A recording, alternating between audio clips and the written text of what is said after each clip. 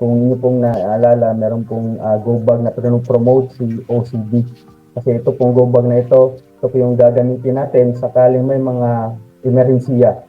So, naka-enclose or nakasilid doon sa go bag na yon ay yung mga medical kits, saka meron din po tayong mga na-stored na pagkain na konti or tubig.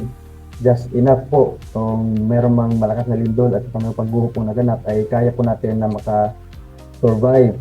Number 2 is i-check po natin yung ating mga kabahayan, siguraduhin matibay ang bahay at ipakumpuni ang mga sirang bahagi nito. Kasi kapag merong pagyanig, posible po itong mahulog. Kung meron naman po tayong pag-iimbak ng mga nakakalasong kemikal at mga bagay na maaaring maging sanhi ng sunog, ay iimbak po natin ito ng maayos. So, pwede po itong matumba at mabasag at makapag-cause po tayo ng chemical leak.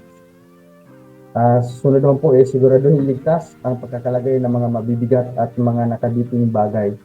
Especially yung pong mga picture frame po natin, kung maaari lang po i-secure po natin yan. At dapat wala po yung ganung mga bagay sa ating mga kwarto, especially doon po sa may kasama po natin kasi pwede po siya mahulog.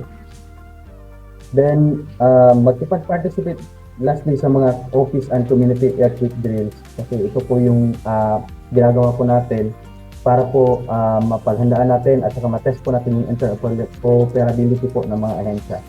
So yun po yung mga dapat natin gawin bago po yung pagtama po ng lindol.